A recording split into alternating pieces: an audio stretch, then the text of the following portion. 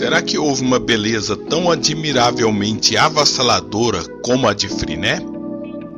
Cleópatra, Gioconda, Madame de Pompadour, Mary Monroe foram mulheres que marcaram épocas, mas nenhuma delas deixou marcas tão profundas no imaginário e fascinaram tanto uma época como uma moça grega chamada Minissarete, mais conhecida pelo apelido de Friné.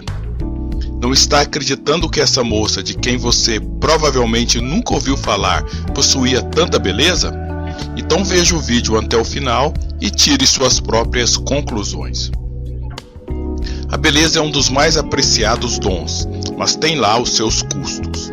Um jovem grego chamado Eutias apaixonou-se desesperadamente por Friné e, como não foi correspondido, espalhou boatos em Atenas de que a moça havia desrespeitado os rituais religiosos dos mistérios de Eleusis. Muito imaturo esse Eutias. O nosso grande Caetano Veloso tem uma ótima solução para a rejeição amorosa. Só vou gostar de quem gosta de mim. Mas Eutias não tinha um bom senso de Caetano e denunciou Friné ao tribunal do Areópago. Se ela fosse considerada culpada de ofender os deuses, seria condenada à morte. O advogado de Friné era o famoso orador Hiperídes, que na época era também o seu namorado. Os juízes do Areópago eram muito sérios e não pareciam dispostos a absolver a moça.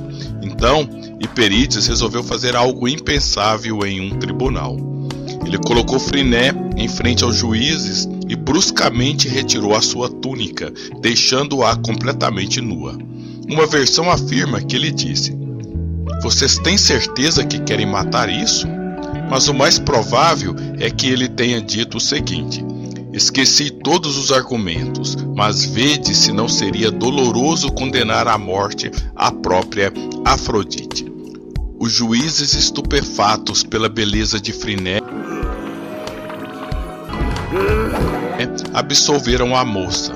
Provavelmente, os juízes não agiram apenas por luxúria, mas porque entre os gregos, o belo, o bom e o verdadeiro sempre caminham juntos. Essa cena inspirou muitos artistas. O pintor francês Joan-Léon Gérôme pintou o Julgamento no Areópago em 1861 e o poeta brasileiro Olavo Bilac escreveu um poema sobre o julgamento e na última estrofe descreveu o espanto dos juízes ante a beleza de Friné. Pasmam subitamente os juízes deslumbrados, leões pelo calmo olhar de um domador curvados, nua e branca, de pé, patente à luz do dia, todo o corpo ideal, Friné aparecia. Diante da multidão atônita e surpresa, no triunfo imortal da carne e da beleza. Que cena, hein? Vamos conhecer então um pouco mais sobre a vida de Friné. Ela nasceu na cidade de Téspia, mas viveu na cidade de Atenas como estrangeira por volta do ano 400 a.C.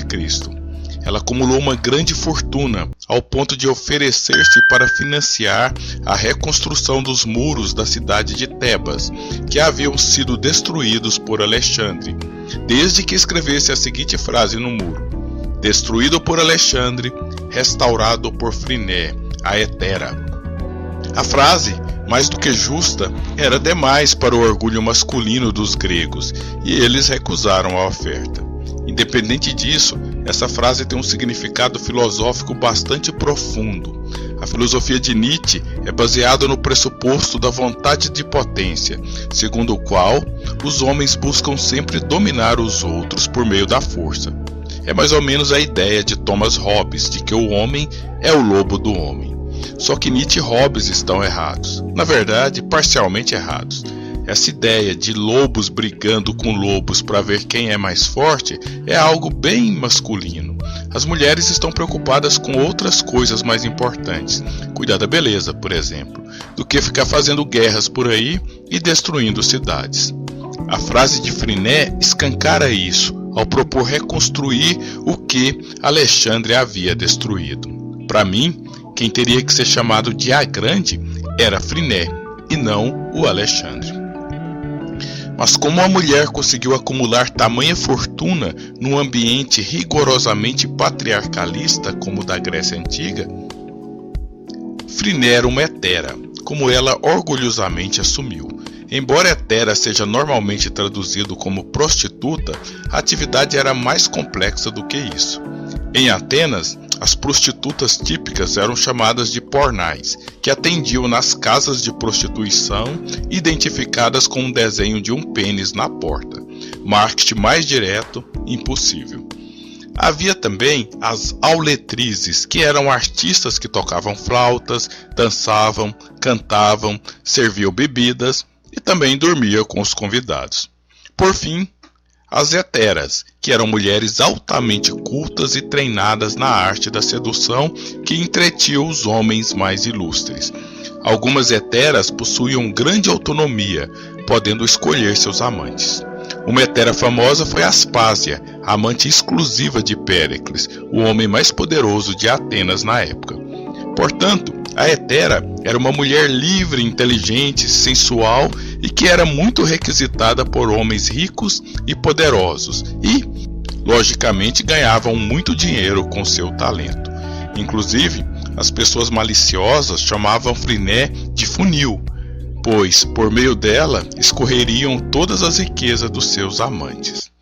A artista suíça Angélica Kaufmann mostrou o poder de sedução das heteras no quadro Friné seduzindo o filósofo Xenocrates, de 1794.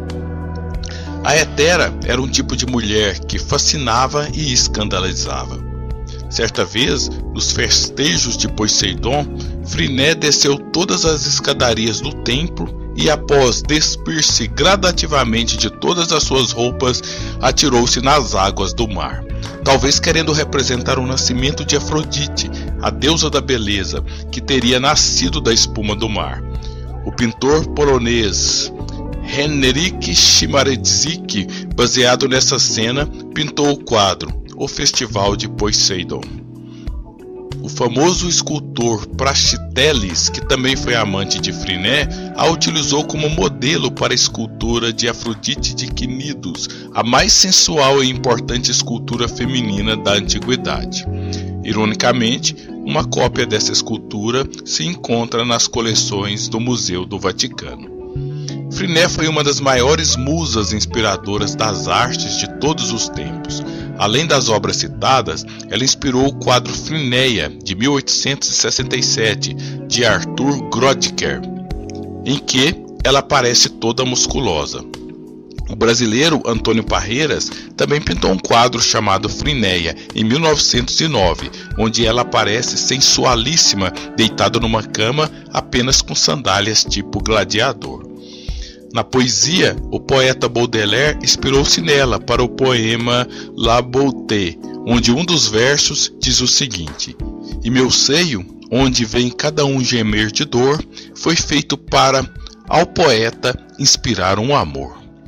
O cantor brasileiro Nelson Gonçalves compôs uma música chamada Escultura, onde ele imagina uma mulher perfeita, com características das mais famosas mulheres de todos os tempos. A voz de Dulcinea, a pureza de Maria, o sorriso de Gioconda, a nobreza de Madame de Pompadour, o glamour de Gilbert. Essa mulher, um verdadeiro tipo ideal weberiano, teria a malícia de Friné. E aí, está convencido de que Friné foi a mulher mais fascinante de todos os tempos? Quem mais ficou nua diante de um tribunal e se tornou inspiração para a escultura da deusa da beleza Afrodite? E para terminar, que mulher que por sua beleza deu nome a um asteroide, o 1291 Friné?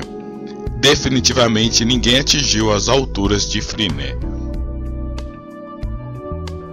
Olá, sou o professor Eliezer Cardoso de Oliveira. Agradeço pela atenção.